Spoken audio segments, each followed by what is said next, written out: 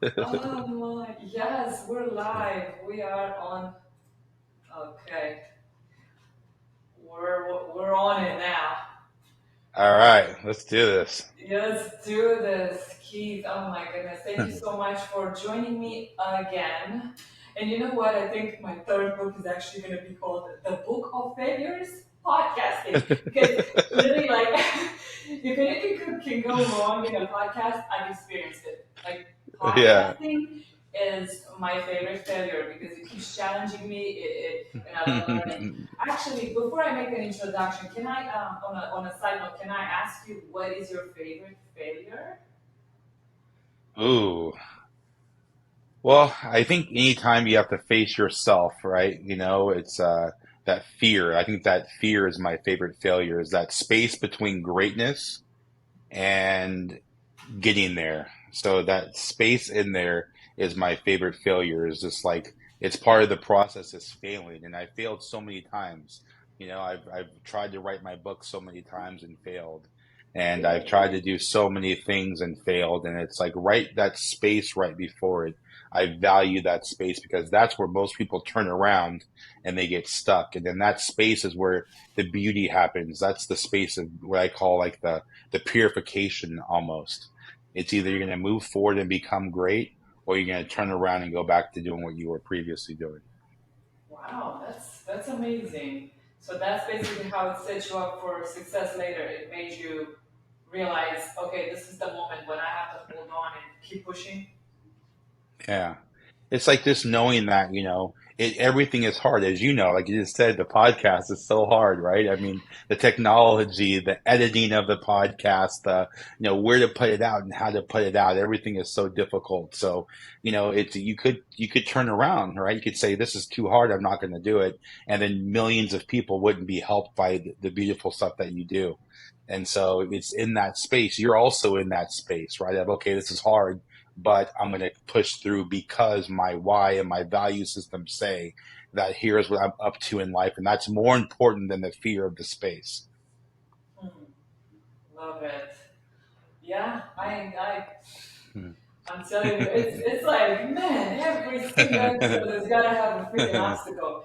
And I thank people like you that are, very sensitive to that and empathetic, and you actually took the time to meet me again, and I really thank you. And for those that don't know you, besides you're an amazing human being, you're also a best-selling author of the book Embracing Vulnerability, 10 Steps to an Authentic Life, keynote speaker, life and health coach, real estate developer of over 300 successful projects, a Yeah. QPR certified instructor, and QPR stands for Question, Persuade, and Refer. We'll get Yeah. into that. And the owner of unvulnerable.org. Yeah. Whew, let's start with the book. What do you think? Today we'll start with the book and the reason behind, Yeah, that sounds good. yeah, why you wrote that book. Yeah, the book was inspired by my life and what would happen to me, and I felt like for a long time I was hiding inside. As a man, it was hard to be vulnerable. It was hard to tell the world that I was actually hurting. And as you saw, that I was a real estate developer. I was really successful in Newport Beach, California. I built a lot of spec homes and sold them to a lot of well-known people. And during that process of climbing to the top, I realized how hurt I was becoming. I think it was just not taking enough time for self care and acknowledging how I was actually feeling inside. And I was taking on the pain, and I was didn't want to tell my friends of fear of judgment. And so I would just take on the pain. And I played football. I played youth football and youth sports. And as a young boy, I was taught, suck it up. You're a man. Suck it up. Suck it up, Right. Monica. Yeah. Just suck it up, right? And and that continued. That was the theme of my life. Just suck it up, right? And I wrote my book in the introduction when I was on the playground as a kid. I'll never forget. I fell down and I was young, and I scraped my knee and my arm, and everything was bleeding. And it was the first time I saw that much blood, and I was like crying. And an older boy came over and he slapped me across the face, and he started calling me names, and he said, "Boys don't cry." And that stuck to me, and I think I took that along the way, and it pushed me to true success also because I didn't want to fail. I didn't want to show vulnerability or that I was hurting. And like my favorite quote that I came up with is, just because I'm hurting doesn't mean I'm weak. Because, I think people look at men, especially in today's society. So the book stems from a lot of that pain. And then I also, a couple of years ago, tried to take my life. And it was within the process of that pain and and me trying to come back from that, because at that point I realized that real estate, it was a passion of mine, but I took it too far, and I was striving for too much, and the pressures of television wanting me to be on TV, and they wanted me to do all this stuff, and it was just the pressures of all the different areas, different high net worth investors and billionaires that wanted to work with me, and their attitudes about things, and I didn't know what to do with all of it. So on one vulnerable day, I just said I can't do this anymore, and I had a great family. I have a successful business and all this stuff. And I think that's what the misconception is that because you have a lot means you must be okay inside. And money and success does not equate to mental health. And I think a lot of people think because you drive a fancy car, because you have a great house, because you have money, because you have beautiful people around you, you think automatically like that person must be doing really well inside. Um, you know, and so the book stems from that, and it's basically my journey of embracing vulnerability and my 10 steps to an authentic life, which was I realized counseling wasn't going to work for me, and I'd already been a coach myself, and then now I'm deep in my learning, and I'm really in diving in full time learning of how to coach better. But it's ten chapters of things that anyone can do. I write it from a Christian male's perspective, Love it. um, but any person can take this on and realize like there's nuggets in how to be vulnerable, how to be more authentic. Those two go hand in hand. How to surrender to the Almighty God and what that actually looks like, and not just saying it, but actually doing it. How to take care of your body and your spirit and your mind. So that's what the book stems from. That was a great. I loved it. I loved the reason behind your book, the meaning and what it stands for. When you feel overwhelmed or unfocused, or you know, if you lost your focus temporarily, what do you do? Like, if helpful, what questions do you ask yourself, and how exactly do you get out of that overwhelmed feeling? Mm. Yeah, well, now I think I ask myself, am I living my true purpose? Am I doing the thing today that fulfills me in a way that connects with my values and my purpose? And before, the answer was no.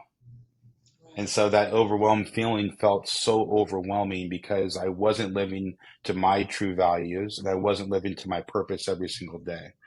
And so now when I do feel that way, because I'm still human, I still feel this way, I'm still hurting and I'm still healing myself, I just stop and I take a time out and I don't do anything. I just breathe and I just ask myself, is what I'm doing today, is it attributing to the humanity that I want? Am I living my current values in the present? Mhm. And am I living my purpose for what I'm going towards in the future? And if the answer is no, I stop, book a yoga class, get back to my roots, get back to my heart center and just stop. Wow. So you for me also, I'm kind of pretty similar. I have to have that quiet time, just alone time, Mm. just prayer time, go somewhere. Like usually Uh, Joshua Tree, or mm. uh, yeah, and then just sit there and be with God. Yeah. But say this was a coaching session, and I would tell Mm. you, Keith, I'm overwhelmed right now. I'm juggling so many things. I don't know what to do. You would tell me like breathe, stop with the Celsius because you said you don't drink caffeine. Um, what else? Like how? What else would you tell me? What's with the hair? What else would you tell me to do? Well, in our coaching model that we believe that people are naturally creative, resourceful, and whole. So if you're feeling that overwhelmed feeling, I would coach you on how you're feeling and why you're feeling that way. I believe you have the answers here, right? All the answers you have are here.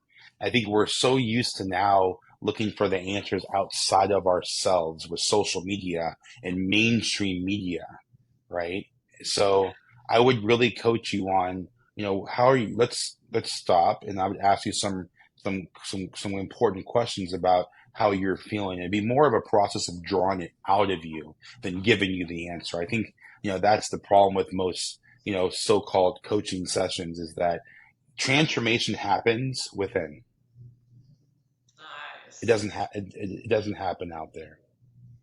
So if you are feeling overwhelmed, what I would suggest, if you were to ask me, is to stop. And you have that critic in your head, that little voice that's telling you all these things, and try to connect to your best and highest self, right? And look down and say, what would that self tell me to do, right? What does my highest and best self tell me to do? Close your eyes, get connected to that self. And that little voice in your head, that critic, that saboteur, isn't really your friend, right? It's the feelings of the past. It's the feeling of fear. It's the feeling of insecurity. It's coming up to the present. But on the other side is your best self, is that leader within you. And that leader within you always has the answers if we quiet our minds and give it the time to listen. Hmm. Love it. Mhm. Yeah, yeah. Okay, I'm down. Whenever you want to coach me, I will be your Yeah, we'll set up a session. I'll love it. Yeah. right. Yeah, yeah, Oh, you got me yeah. convinced. What about like, what about like advice for anyone who might feel hopeless? Because you know that feeling. You said you Mm, were close to ending your life, and mm, I wanna know more about that part too. If you feel like you yeah, want to open up. yeah. Yeah, so hopelessness is one of the main reasons why people do try to commit suicide and try and take their lives because they just don't see any more direction and they don't see that their current situation can change. What I will tell you from experience in this specific matter is I also felt hopeless that the stress would never go away. The calls every day and all day long would never go away. And the pressure of this business and me not able to show up as my true authentic self would never happen. And so, what I would say about that is um, you have to reconnect. When you feel hopeless, number one, if it's to the point where you feel hopeless enough to where you feel like you're going to commit suicide, you need to call 911 immediately. You need to call someone that can help you. Call a trusted advisor, call a friend, call a family member. Real quick, some coaching on that. If you do receive that call, if you're on the other side and you're the receiver of that call, your job is to hold space. Your job is not to be a critic. Your job is not to pass judgment. Your job is to hold space and let the person know that they are loved, they are cared for, and they matter, right? And that right there by itself takes that hopeless feeling and kind of redirects the hopeless feeling. Suicide is 100% preventable and 100% curable after someone's tried to take their life. And so when you're feeling hopeless and you are someone who's feeling hopeless, try and reconnect to your purpose. What are your values? And this is present. This isn't like, people get confused of morals and values. Values is what you're living today. What do you value today? What's important to you? Right? And again, if you feel like I did, where you're gonna cross over and you're there's two brains in this moment. There's the brain that can still think, and there's the brain that's done, right? And there's this I'm going this way, and I need a piece of myself, and that is the part where you want to take your life is that you really need to call and get some help immediately because you can be helped. I'm living proof that you can turn the corner and you can make great things happen. You can make a difference, but you have to be willing and vulnerable to say that I am hurting and that I need some help. And it doesn't mean you're weak. It means you're human. It means you're human. And we all hurt. Anyone who says they don't hurt is not being honest or not being authentic. And so you have to open up, be willing to open up, be willing to be vulnerable. Just be willing to do that. And if you need help with that, give me a call. I'll be glad to help you. Wow, that's amazing. Is that what led you to create unvulnerable.org? Yeah, I realize in society, oh, we're such a mess right now. We are such a mess.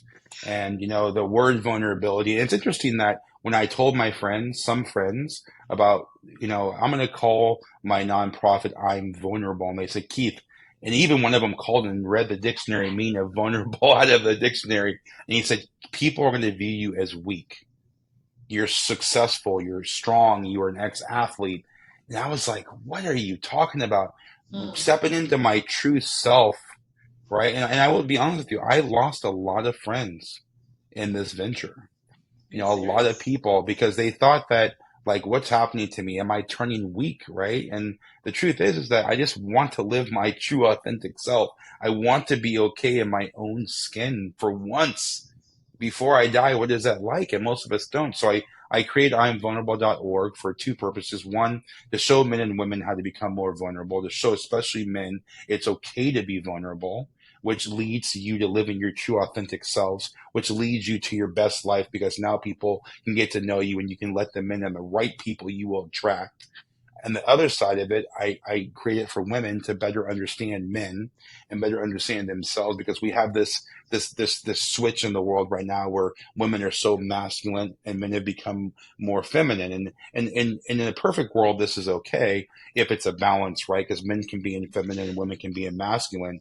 But what's happened now today is, and this is great news that women have become more successful and more masculine. But with the thought today in social media, and this what we call this woke movement, which I 100% disagree with, is that I don't need a man, right? And we've become to a society of what I call the, like, we're just all numb to, let's swipe left, swipe right, and we'll find the perfect person. If they don't fit the mold, let's swipe left, swipe right, and find someone else.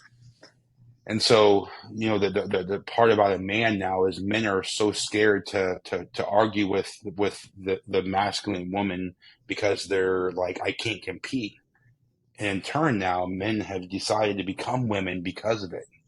And so we have, and this is a serious problem. And the problem with that is, I know and then society will make, and then there's an array of problems with that, right? Society makes that normal. It's not normal. It goes against the Bible. It's not normal.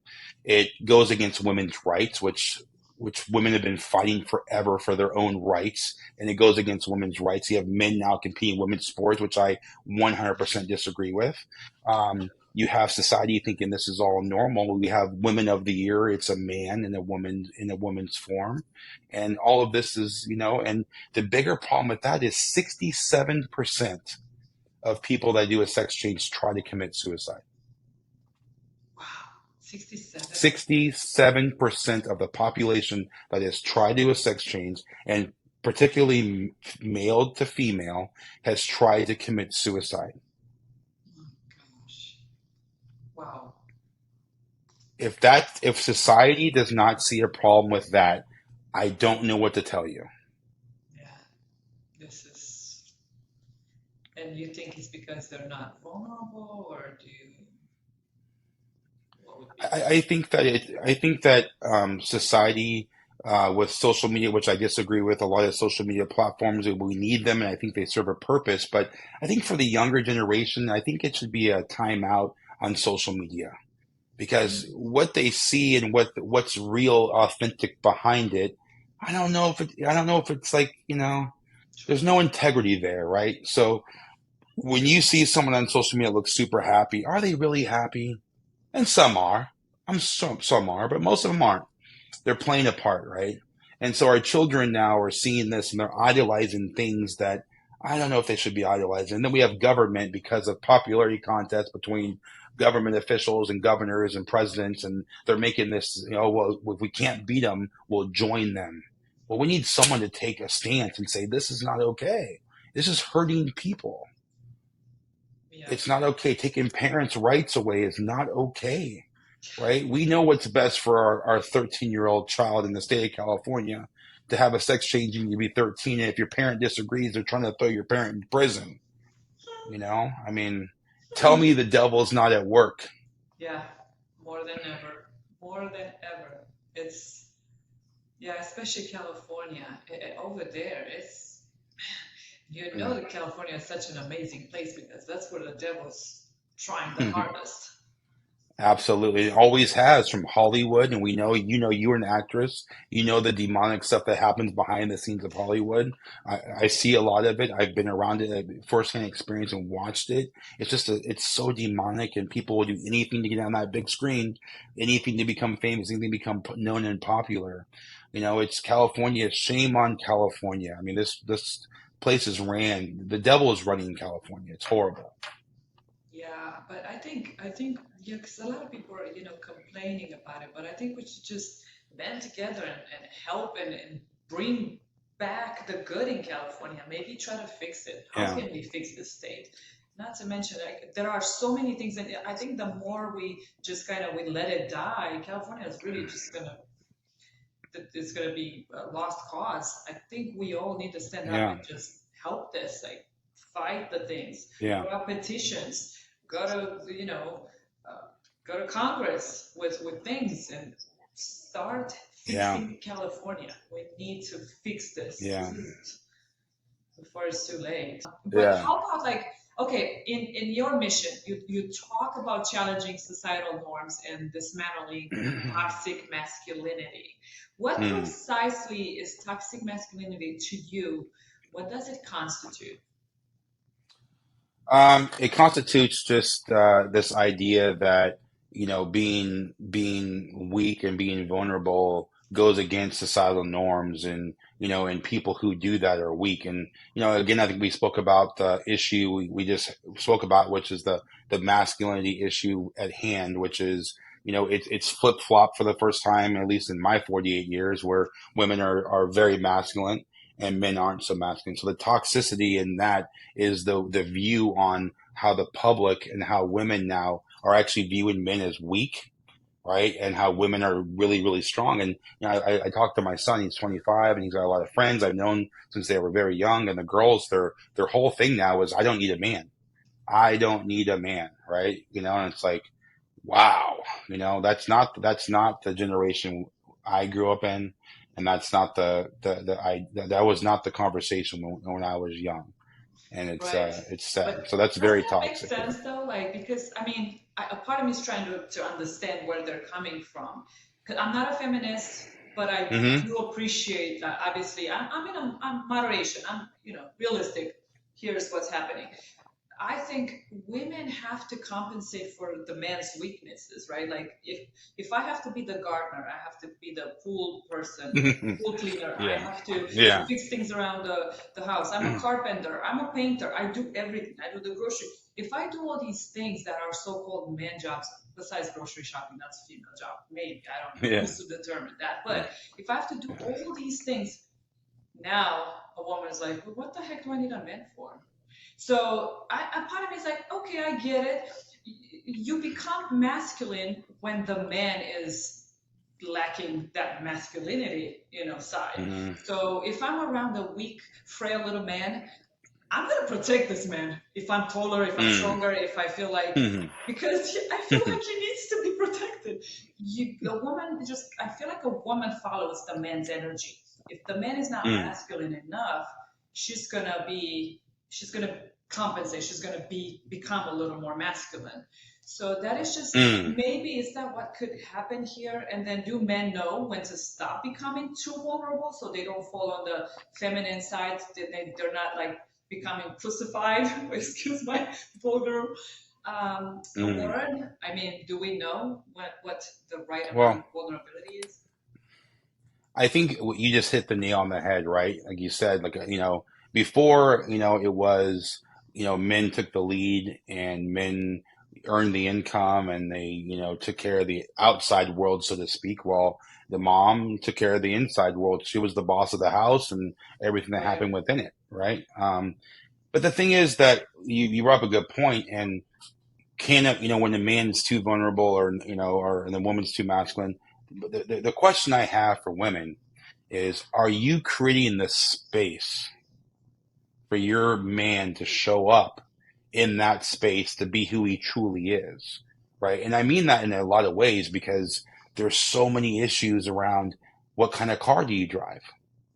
How much money do you actually make, right? How much money do you actually make?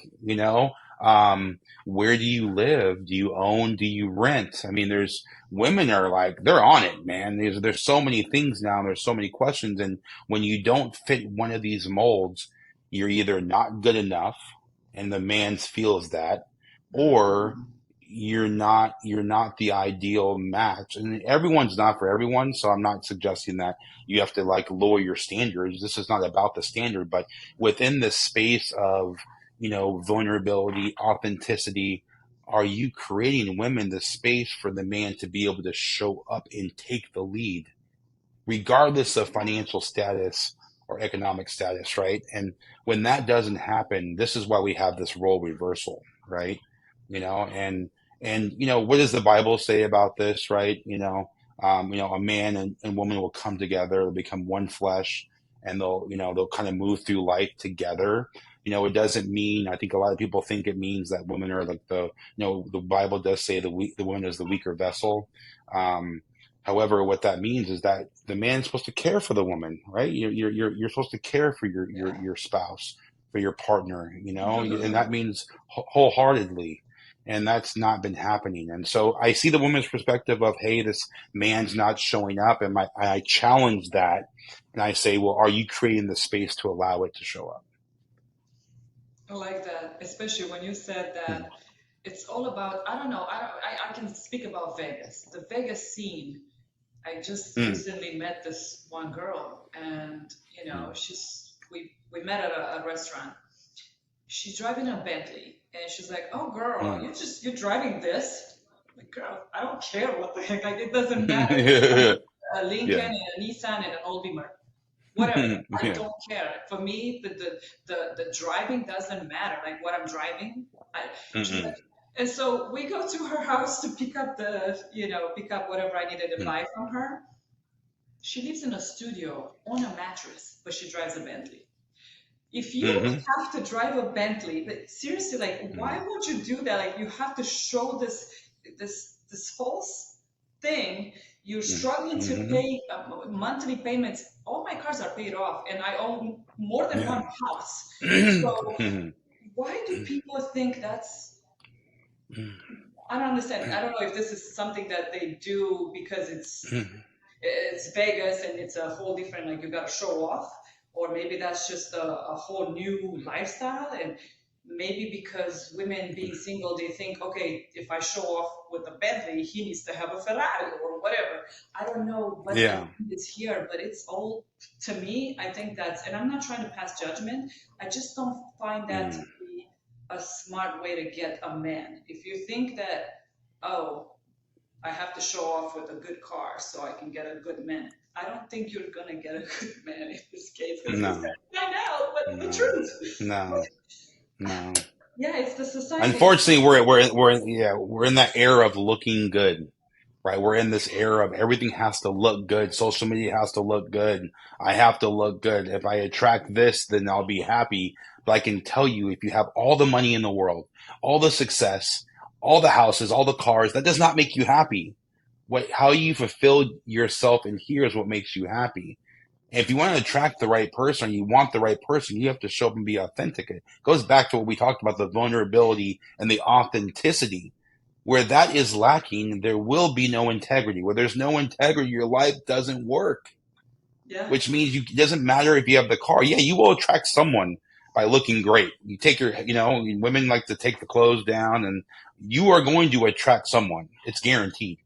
But is that the right someone? right, exactly. I don't think so. And I even don't if think so. even if they are the right someone, they're not gonna stick around because you lied. You started off with a lie. Yeah, So it's exactly. just people need to just be, like you said, vulnerable. Be who you are. Just Yeah, show the world this is it. This is and yeah. yeah, I completely agree. And what the heck happened yesterday with President Trump? Like, seriously, like, was it? You think it was planned Hmm. and coordinated? Like, was what do you think? It's definitely interesting. the day before that we were talking, and then this happens. I'm thinking, oh my gosh, like all this has happened, I and know. it really brought tears to my eyes. I'm thinking like, I've always been a fan of President Trump prior to that, the real estate days, and and watching his success and watching what he's done. And then it was exciting to see him become the president. I thought, wow, this is a cool change. We have a businessman that won't follow what the government tells him to do. He can't be purchased. And I kind of like that. And to watch what happened is, someone trying to assassinate him and how they got to that point where they could get on a building. And now looking at the news this morning, watching them come on that building. And if you look at all the greats, JFK, Martin Luther King, all the people that have been assassinated, it's because they're changing something. Hmm. So when I look at the fact that they're trying to assassinate President Trump, it's there's a lot of conspiracy theories thinking like, was Yeah. this like a planned thing? Both sides are thinking, oh, did he pay for this? The other side is I saying, know, so it's like, man, this is America is all yeah, about that yeah. soap opera. That America's crazy. America's crazy. We are in so much turmoil. What I will say is I'm very happy that President Trump is still with us. I think he can make a difference. I don't like some of the things he says, but I do like his policy, and I think that he can make a difference because we are a hurting nation that no one's doing anything about. And so I right. think we do need some change. And I'm sick of the Republican Democrat. At this point, it doesn't matter. This point is who's going to come in and lower the gas prices and lower, interest rates and do and make it so single moms can live and make it so, Social Security doesn't run out and our elderly will be able to have, our homeless population's out of control. Like there's real issues right here in our land that someone needs to be bold enough to go against. We need to fix, the topic of gender identity. And there's just all these issues that someone needs to be bold enough to say, this is not a popularity contest. I'm going to change something. And I think right now that's President Trump. And I'm, do I think President Trump hired someone to shoot him? I would hope not, because with an AR-15 and the bullets being this big, I think that why would he do that? I mean, and would President Trump kill innocent bystanders? That's ridiculous. That That's is that's ridiculous. just everyone that's ridiculous thinking. You Yeah, know, all that was ridiculous, and it's so funny. Like it's crazy that me and you, and I wish I had that episode. I wish I didn't lose the episode that we I know. did before the day before, because you were telling me we're talking about Trump, and you're like, I'm gonna vote for him. Yeah, I'm like, yeah, man, like with all this stuff. yeah, What about those yeah. Secret Service women? Secret Service women were sloppy, and I for a second I was like, man, that's awesome to see a woman as a Secret Service. But when I saw all of them bunched up together, like they couldn't Yeah, muster their weapons, dropping yeah. gear, erratic and fearful movements, no composure, like whatsoever, No, no show of force. yeah, It just was yeah. sloppy. How the hell did they get those jobs? Yeah, it was very sloppy, and and then on the other side of it, it's like, well, who provides the Secret Service? Who provides the protection? And that's the current sitting president, right? He allows it. Every former president has detail, but the detail is not as great as the president's detail, right? And Right. so, then you can blame the Democrats and say, well, they didn't protect Trump enough because they're not trying to take him seriously. They're trying to put him in prison. They're trying to do all that they can to deter him because right now he is the winner. He is going to be the president of the United States. And this has been decided. They've tried everything they can try to get him not to be the president, and that convinces me more that he is the change that we need. Because Yeah. if he wasn't, they'd want a fair race. The last election was not fair. We saw people dumping ballots in dumpsters. President Trump won the last race. He's already won this one. It's over. President Biden, whatever, man. Like, I mean, whatever. It's time to get that rocking chair out. Yeah. It's time to get the television controller and just stop. I mean, you don't have the mental fitness to run the country. They need to give him a warm bowl of soup. Get your old Yeah, ass out of here. exactly. Instruction, you're done. Yeah, And it's what the heck time, happened? man. Like, why don't we just have a limit, an age limit? This is you. You're. I'm sorry. Even it sounds like okay. Well, that shouldn't happen. No, if you're not in good Yeah. mental capacity, like if you can't mentally be there Yeah. after 65, actually, everybody like military, there's an age limit for that. Yeah. The Department of Homeland Security age limit, NCIS age limit, all these different places you get an age limit. How about Yeah. presidents should be no older than 60 or Absolutely. I mean, I 65? think the country needs to change it. President Trump has some ideas on how to make those changes. I think that, there's a lot of changes need to happen. I think to be president, you should have been ex-military. I mean, you fought for the country, you understood the country. I think you understand foreign policy. You understand what it means for troops. I think this is an enormous amount of power, enormous amount of power that we're given to someone. And I think we have to give it to the right person for the right reasons.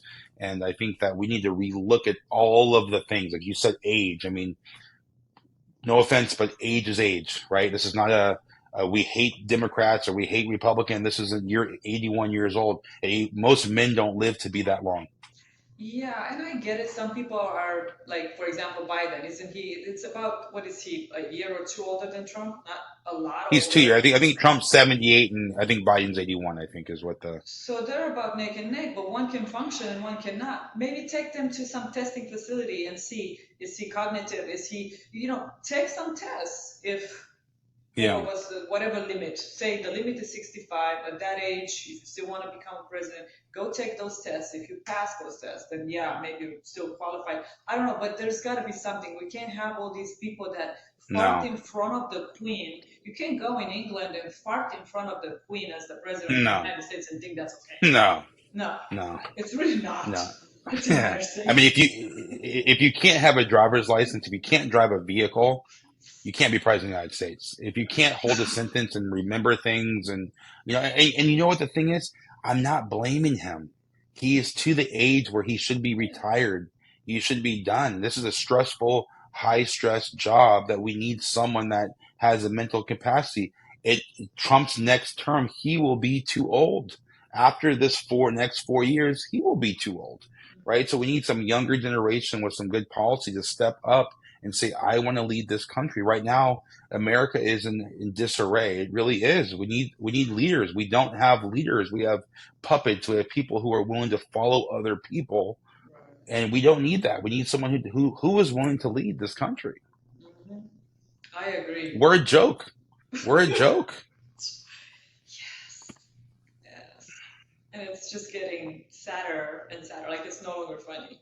It's not even funny anymore. No, Yeah. it's not. But on a fun note, how about we play some Would You Rather?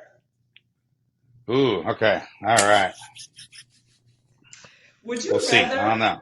Yes, let's get you in there. Would you rather have the ability to change one event in your past or have a glimpse into your future to adjust your present actions? Ooh. Ooh. Ooh, that's a hard one. I think I would at this stage. I think I'd like to change one thing in my past. Yeah, The suicide I think thingy? so. I think so. I mean, on the flip side of that, I was able to write this book that's helping a lot of people, and so maybe that wouldn't have happened because I didn't write the book. So it's really hard to say, but the toll it took on myself and my family and friends, I think I'd like to change that. Love that.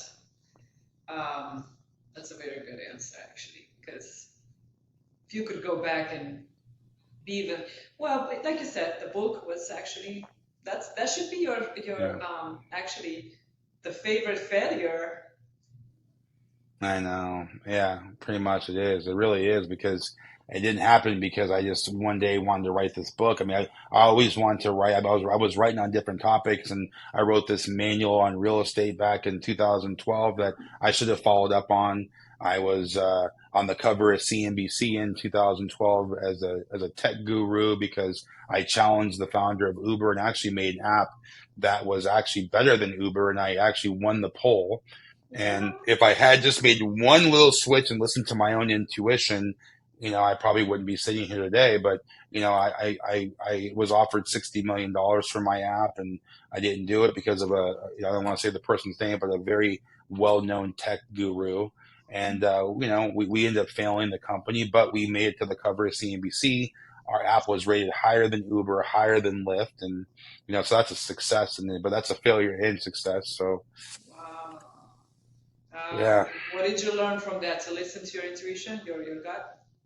That your intuition's always right, and you need to listen to yourself, and you need to, and even if that fails, at least you failed on your own accord. In my case, I didn't fail on my own accord. I failed because I listened to someone else, but I knew it. I could feel it in my gut and my heart, and I didn't understand how to listen to myself at that time. And so knowing what I know now, always listen to yourself. Amazing advice. Yeah. Would Yeah. you would you rather live a life with overwhelming success and influence, but without deep personal relationships, or live a modest life enriched with strong and loving relationships? I'm living proof. I'd rather have the latter, because I left I left the glam and the glitz for authenticity and connection, Only that you're not and that to live my modest, you true still make a self. lot of money.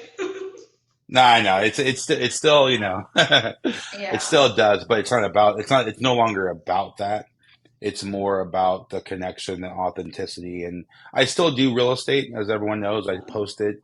I still do a few projects here and there, but it's not now. It's like my heart projects, things I really love, and I love the idea of taking something that didn't look so great and wasn't great, and then making it great. It's like this is a cool thing, and I can do it with ease. So I have my team in Newport Beach, and we do a couple projects here and there, and I love that. But it's not. It's also because I didn't tell you this, but I funded my own nonprofit. The I'm So vulnerable.org.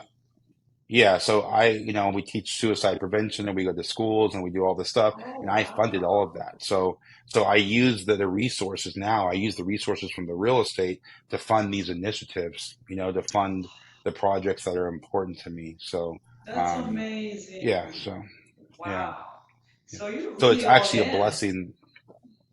I'm all in. I'm 100% all in. That's amazing. Yeah, at the end of the day, when all is said and done, you're on your deathbed, you know you you did your thing. You left something good behind. You've changed lives. Absolutely. That's Everyone would do a lot of good if you just look at Steve Jobs' final words. I mean, they're just things to look at all the time and just to really take it in from a man who had it all from a financial perspective. But what did he say in his final deathbed is so profound. that's so true. Yeah. But to find your meaning, sometimes you just have to go through some really, really tough times. Like you found this Yeah. because you endured and you just went to Yeah. hell. You went I through went straight hell. to hell. I went straight to hell And because I wouldn't. I would not allow my mind to be vulnerable because I was always told that I wasn't good enough, that I was weak, that men are weak if they cry. I was, a special ed student in school, even though I didn't belong in special ed, but I didn't want to speak up and be vulnerable and say, "Hey, I think I'm smarter than you think I am," And so I always lived. I talk about in my book. I lived a life of not, not being authentic, and I wasn't mean. It hurt me so bad mentally, emotionally. So I worked so hard. I remember a teacher told me, I'll never forget this, Walt Disney Elementary School. The teacher told me, they'll have jobs for people like you. what does that mean? What? Exactly. Like I wouldn't be good enough in society. And so I'd have to have something lesser and just settle for something. And I mean, that fueled me. That was like putting a fuel in a rocket ship and just like going through the moon because I was like, I will be successful to prove you all wrong. And I've done that, but it came at a cost. Yeah. And the cost, I have to look back and go, was the cost worth it? And no, it wasn't worth it. The cost wasn't worth it. And a lot of people are living in a way that because what other people think about them, and it's the cost is not worth the reward. And so here we are. We're here in pain. We're here. The book is stemmed from pain. All the things that I'm doing currently, imvulnerable.org, this is all comes from pain. This is taking pain and turning into passion and then trying to save other people from making the same mistakes. Hmm. It's not easy. It's not. And that actually makes me think of another question. Would you rather have the power to heal physically, but not emotionally, or have the ability to heal emotionally, but not physically? Mm. Yeah, emotionally, absolutely. Um, because I think the outside being is the shield, right? Right. But the inside being is the motor. Is everything you need is on the inside, right? And that's why, some of these TV shows is like Married at First Sight, or like like I get a kick out of those because Oh it's my interesting gosh, to yeah. see how two people can connect without seeing each other, how they connect, or the one where they're in the pods and they're dating and stuff. And I think that's interesting. And I think that more people, if you knew, like you walk by someone every day that has that inside, you're like, oh my God, that's probably your person, but you'll never get to them because of the outside shield.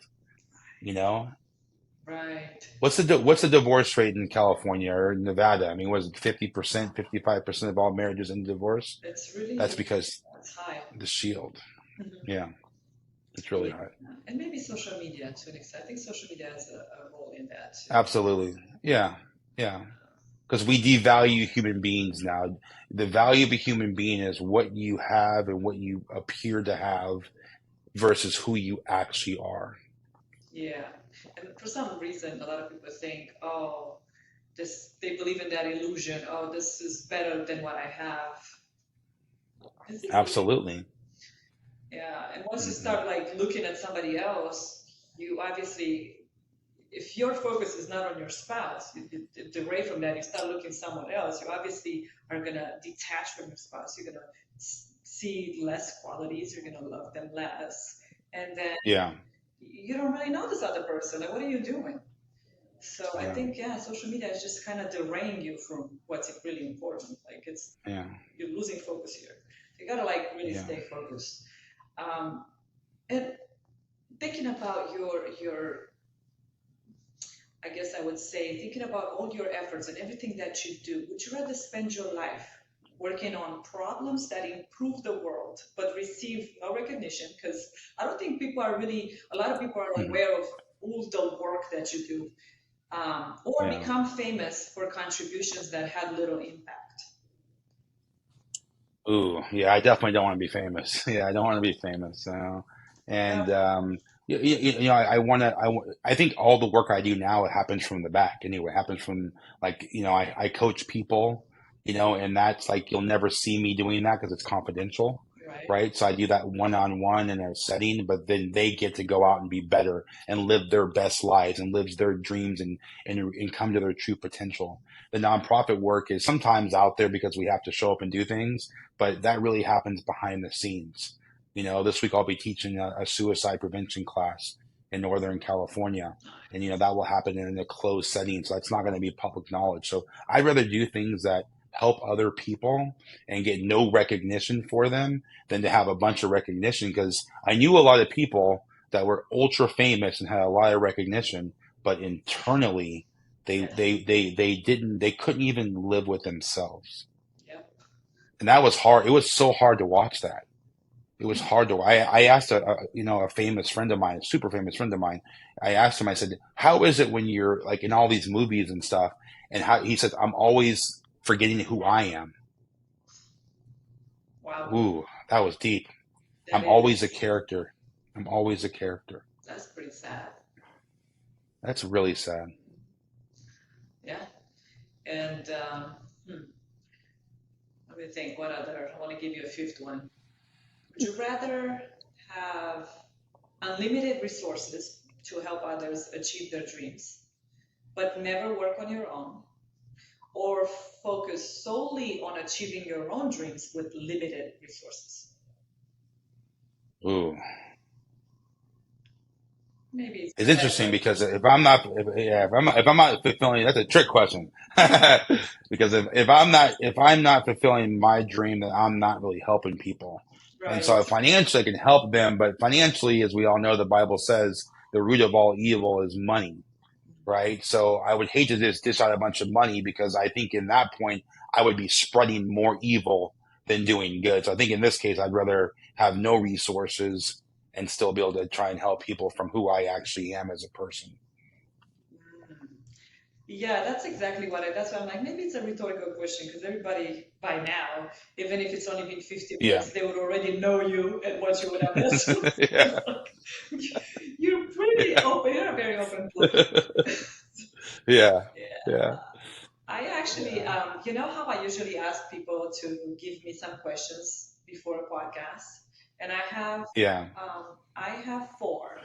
This morning I ran out of time, so Mhm. I sent my little question too late. But four Yeah. should be, because we're kind of getting close to the time, and I don't want to hold you hostage for too long. Yeah. But I'm going to start with one of them, the first one. If you had to plan a date using only three items from a dollar store, what items would you choose and what would that date look like? Ooh. From a dollar store, what would that look like? What a dollar store? Well, Shoot. I haven't been in one of those for a while, so I'm not even Right. sure what's even in. I'm not even sure what's in there anymore. I think there's plates. I think you've got maybe some balloons. And it's kind of I, like, I, this is I not my demographic, guys. Like, why are you? But anyway, yeah, let's be creative here. but I think what's that new store they have now? It's called it's like the new version of the dollar store. It's I forget below seven or below. It's something I've seen it, but anyways, I think in this case I would get a pen, a piece of paper, and I would probably get two notebooks. So and then some paper and some pens, and I would sit down and I would say, let's have a conversation about values. And it would look like exploring compatibility through values. Very nice. Write them down. Write them down. Understand, what do you value? What do I value? Do our value systems match? And if they don't, it was a great time getting to know you and understanding what you care about in the world. But we're going to have to go our separate ways right now. Good thing I only And if it spent 10 was, then bucks. yeah. And if it was, then great. The next time will be something different than the dollar store exercise. But I think that's an exercise that, like you said, would cost $1, but it's worth $1 million because it Yeah. will save you $1 million when you get divorced. True. Just doing that one exercise. Yes. And I'm actually curious to hear your thoughts on this other. We'll go back to your guys' questions, but right now I just Yeah. want to put on a little parentheses. What are your thoughts on the wedding ring? Does it have to be that fancy, expensive, fake diamond thing? I mean, all diamonds are fake. I don't know. Yeah. I don't want to be like, I don't want to be too passionate because then you're gonna know where I'm leading, and I don't want to like Mhm. I don't want to change Yeah. your answer. But what are your thoughts? If your woman says, yeah, I want my ring to be 60K and $60,000 or no less, or I'm not gonna marry you. What are you gonna say? Bye, Felicia.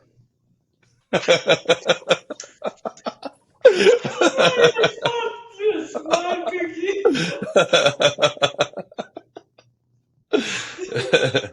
I love it. Oh my gosh, I love it. You make me. Yes. Seriously, like men, there are men out there that think this is okay. Like that think spending Yeah. an absurd amount of money on a ring. It's like, well, because I'm buying it for her. I'm buying this ring so I can have the love of my life. Wait. Hold on. Let's No. break this down now. Yeah. The love of your life Yeah. shouldn't cost. Okay? No. First of No. all. And to do the love of your life is okay, because I've been called shallow for judging, and I am a judgmental person. That is the one thing. That's the one thing that okay. If somebody was, what do you think is your biggest flaw? Because I think mine is being judgmental, and I think it comes from pride and lack of patience. I'm quick to Yeah. throw the stone. I'm working on it.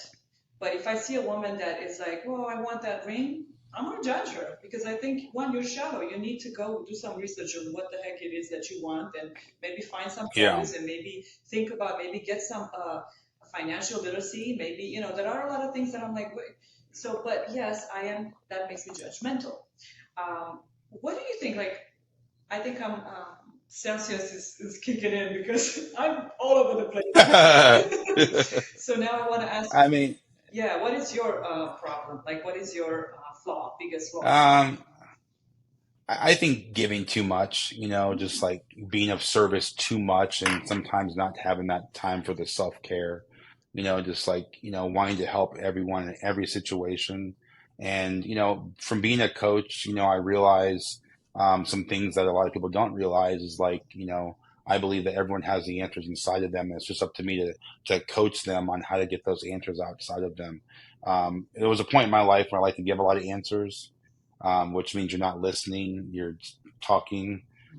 So I think, that was a flaw of mine, is just like being able to give too much and not having a boundary of when to say no. Yeah, because sometimes I think you're right, and I do that. I make those mistakes too. Sometimes you just have to, like, if somebody has a cross to bear, like they have Yeah, their cross to carry, if sometimes it could even come from pride, trying to help that person. It's basically the devil messing with you because the devil's like, oh, you want to help, you think you can do this, you want to carry their cross, I'll give you their cross. exactly. So it's like, look, it's 100%. yeah, if you're trying to do too much, if you're trying to excessively help, that is also part Yeah, of being proud because it's you think you can help, yeah, you think you know better than God, and God wanted this for this person, but oh, you want to carry it. Okay.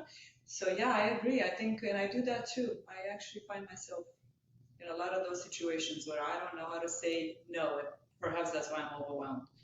But yeah, yeah. yeah. So if you had a new unconventional dating app, what would it, oh, what would its key feature be, and how would it transform dating for single guys? Hmm. Ooh, well, I think if I were to make an app like that, it would have no pictures, and it would have, so pictures would be out. You would not be able to upload any pictures. And I think it would be stemmed on your values and your life purpose. Wow. And I think if people can match up on those things, then the rest, I know it's important to a certain degree, but I think that you could still find your people. Like if you value exercise, right? If you value exercise, and you're scared to be, your complaint to me would be like, well, Keith, I want someone that's fit. Well, if you value exercise and you're in the app and you find someone that also values exercise and eating healthy, then you're going to find your person through that model, versus like, just looking and going, well, that's my person because they have that, Lululemon tights on and the shirt's cropped and I like what I'm seeing. That's my person. I'm like, well, how do you know? How do you know it's your person? Right. So I would definitely create an unconventional app. And I think it would help humanity because it would see people as people again. Right now, we see people as objects. And I think it would see people as people and be able to connect from my soul to your soul, my value to your value, my life purpose to your life purpose. And how can we live together and go change something, make an impact? So that's what I would do. I would definitely make it like that. And maybe we will. Maybe we will make that.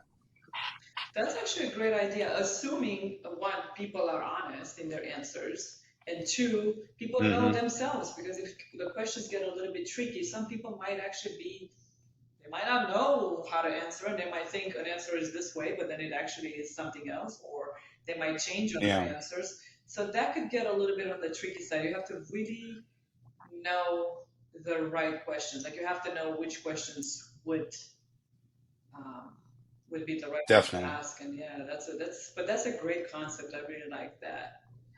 Yeah. Um, Thank you. if you could invite any three people to a dinner party to give you relationship advice, who would they be, and what's the first question you would ask them? Ooh, Brene Brown. Who that? And Famous one? she's the foremost expert on vulnerability. She writes incredible books and she talks about vulnerability a lot. And I ask her, in your opinion, am I being vulnerable enough? Um, in the former life, I would have invited Michael Jackson because I would need some dance moves. And so I'd ask him. show me how to do. I need some of these dance moves, man. Like show me how to show me how to. Come on, make sure I'm right. And then and then I would probably invite Dr. Phil Oh, wow. That's a pretty because interesting, yeah. because I think Dr. Phil's seen all the crap, and I'd say, dude, how do I stay out of this bucket over here? He's Yeah. seen so much, and yeah, yeah. That's an interesting, yeah. You have like very different personalities in there. I actually asked the same question. I used it in my podcast yesterday, and his answer was God, Jesus, and the Holy Spirit. And then his question Mm, was, is she the one? I thought that was pretty mm. brilliant. I'm like, wow. So, And what would be your question for all these three people? Well, I think God's always with me.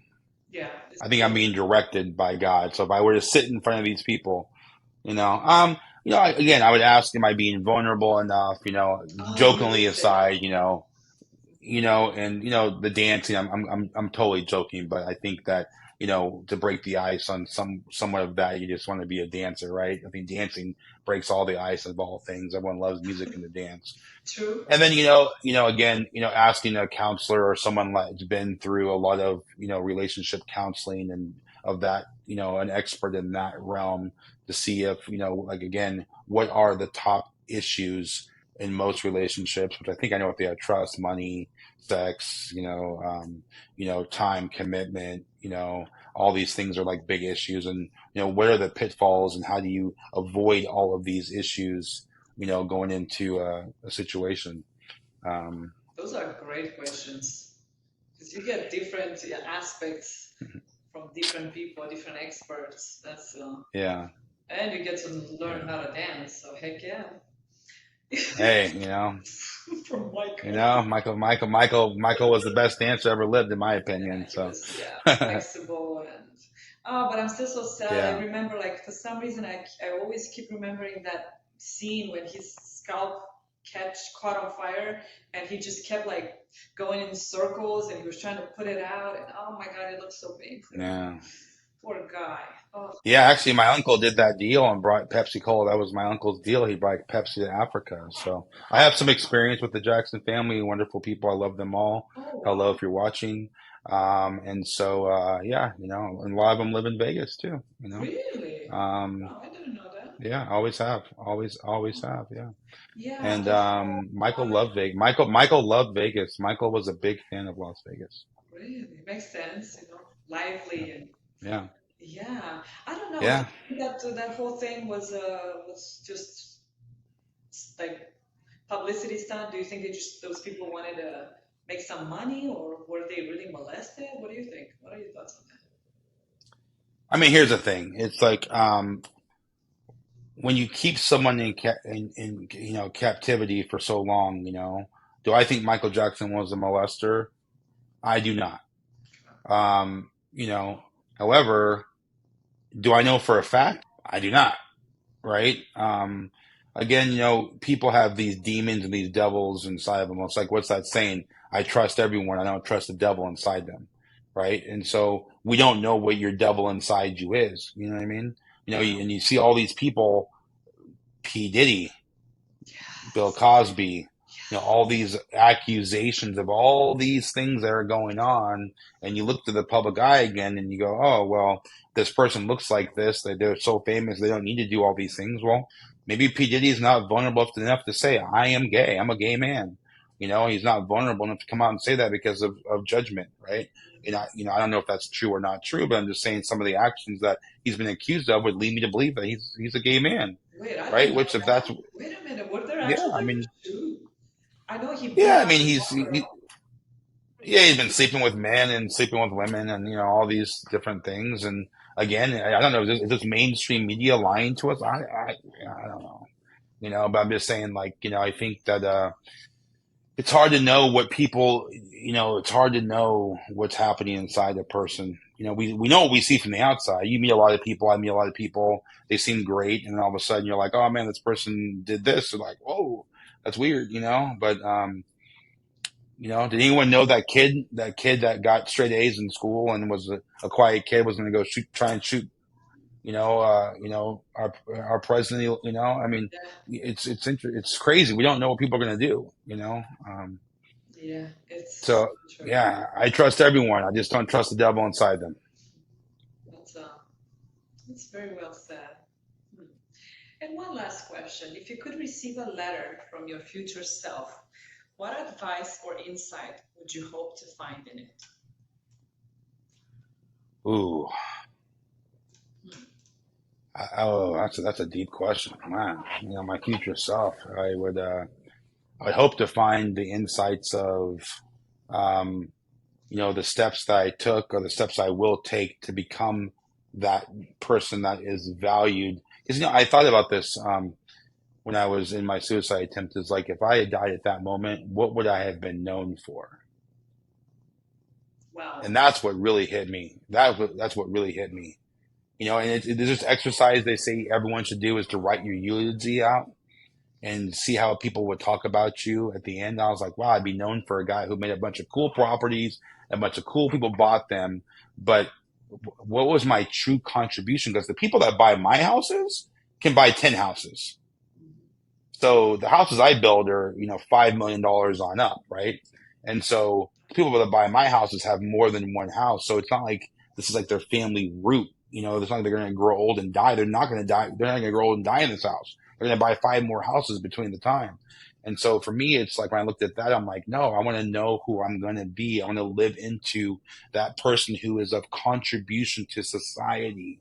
And so I hope the letter has that roadmap of how I can become just a true contributor to the society in all walks of life.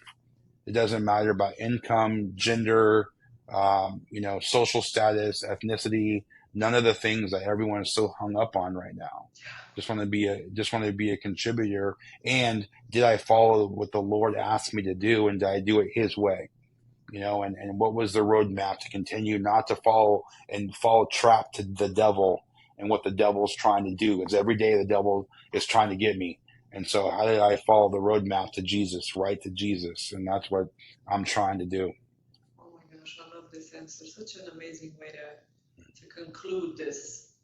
So many words of wisdom here. Although we did promise we are going to talk about QPR. I guess how is this? Yeah. I don't know. If you want to like wrap it up, with how is this proven? Yeah. Yeah, just so there's been a lot of research on suicide prevention and mental health, and believe it or not, most professionals like police department, fire department, even hospitals aren't really versed that much on mental health when it comes to suicide because it's one of those things that people just don't want to talk about. So QPR's question, persuade, and refer, and that is to ask the right questions, to see if someone actually is feeling like they're going to make an attempt on their life, to persuade them in a way that doesn't make them feel judged, but makes them feel more connected. And so that you can take them to refer them to a professional that will help. It works. It's evident. It's been around for now a long time. It's from Washington, and it works. And the psychologist that built it has helped a lot of people. And now and now people like myself are out teaching it. And believe it or not, when someone's going to commit suicide, they're going to do it to someone or tell someone that they know. They're going to call a professional. They're not calling a counselor, not calling the hospital, not any of that. They're going to tell their best friend. They're going to tell their family member. They're going to tell someone that they know that the dark clouds over my head. I don't see any hope in the future. And a lot of it stems from mental health and being unbalanced. A lot of it stems from losing a job, loved one, spouse, something quickly changing in life. And drugs and alcohol have a huge part in that. A huge part in that. And it's hard to help that. So, I've had recently, a family member, someone that I cared deeply about commit suicide. And I hear about this all the time, and we all have. And, I have the information, I know it well. And sometimes you just can't stop it. Sometimes you just can't stop it. And it doesn't mean that you didn't do all that you could, or doesn't mean that you're not good at what you do. It just means that sometimes you just can't stop it. And, you can't beat yourself up. You have to have grace for yourself. and some people just don't have the capacity to get that help and to take the advice of the help and to continue down the road. This is a tough topic. It's really hard. It's something that we don't understand, but 140 people a day commit suicide. 1 million a year attempt on their life. And it used to be middle-aged men. It was middle-aged men in their 40s and 50s. Now we're seeing a lot of women, and women, it used to be men would only take their life by, insane forces, jumping off buildings, jumping off bridges, gun to the temple. And now we're seeing just as many women do the same action. We're seeing young children, we're seeing kids. I've just been called because just, weeks ago when school was let out, a gentleman took his life because he saw his ex-girlfriend with another man. And so, we have a lot of imbalance happening in schools, and we have a lot of bullying happening. We have another kid that was going to attempt his life because he cried and his girlfriend laughed at him and, called him a loser and a wimp and, all these things, and then posted all over social media, and then it went viral that he's a wimp. And, can you blame him for not wanting to be, around? And so this is all has to change. We have deep rooted problems, and it starts with our children, because they're the ones who are either our future leaders or our future problems. And so we're either going to invest into them, to teach them it's okay to be vulnerable and authentic, and it's okay to be a good person. It doesn't matter what you see on TV, and you should not, aspire to be one of these people that is living this so-called life that you think you want, that's fake. And so we have a huge problem. So QPR is part of the solution, which is helping people in society see the signs for what suicide actually is, and and what to do about it. Because most people I talk to that have had someone they love commit suicide said, I did not know what to do in that situation. I didn't know who to call. I didn't know what to say and what to ask. And a lot of parents, it comes from fear. They say, you're not going to kill yourself. Don't commit suicide. I can't believe you would think like that. And we have all these things inside of us. Then it comes from fear. It's all stemming from fear, but that's not what someone, you would disconnect from the person, and they'll disconnect from you, and then who knows what might happen. So, this is just teaching people what to do. And it's really simple. It's not hard. You ask the right questions, right? And you get to the point where you have to ask direct questions. Do you feel like you're going to harm yourself? A person that wants to is going to say yes. And then you persuade them. I love you. I want you here. You don't ask them how they're feeling. You don't try and tell them it's going to be okay, because a person that's already down that road can't hear any of that logic. You can't hear it's going to be okay, because in their mind, it's not going to be okay. And you saying that is not helping. It's making it actually 100% worse. The biggest red flag you can say is it's going to be okay. Don't say that. I know you're taught to always say that, but don't say that with people who are suicidal, right? You wanted to be there for them, reinforce their reason for living, reinforce the family they have, reinforce the opportunities, reinforce that tomorrow can be better, reinforce that they are loved and you love them and you want them here. Reinforce, reinforce, reinforce, hold space, right? And then refer. And that means that you may have to drive them to the hospital. You may have to drive them to a mental institution. If you don't know what to do, drive them to your local hospital and tell them they're suicidal. They're very loving in this capacity. They bring them in, they put them in the bed, they keep them there for a couple of days. There's no judgment, there's no calling the police, there's none of that kind of stuff. It's just and then guess what? In some cases, we don't know there's a chemical imbalance. And in some cases, I'm not a proponent of medicine, but in some cases, it's necessary to have some medicine to bring them back to balance, and then get them some counseling or some coaching that help them see things differently. So QPR it's a wonderful, wonderful, easy technique. I basically just taught it right there. We go deeper. We go into schools and teach, teach the schools. We teach the kids. They don't come to the teachers. They come to the kids. We teach the kids. We teach police officers. We teach firemen. We teach anyone who wants to learn, because it's one of those things that we all should know. I believe it's our societal duty to help humanity live and to be better. And so this is my way of doing that, and QPR is a wonderful, wonderful tool. Wow, whew, and you pretty much just offered this for free. Thank Yeah, you. absolutely. Thank you Yeah. so much. Yeah, as you know, I have been in that position where I didn't know what to do, and I'm very ashamed to to say that. Unfortunately, I don't, I didn't do the right things. I don't know what to do, and they're no longer with us. But this really, this was so helpful and such an amazing moment, and the fact that you even spoke for those in my position to, it, you may not know what to do, so don't actually beat yourself up because you can Yeah. panic. So you just covered all of the angles, and that was just wow. Thank you. Amazing. How you can You're actually welcome. be in all these You're different welcome. positions, and yeah, thank you so much. You're amazing, and I love that thing behind there, man Thank you. heart. Your is that your Yeah.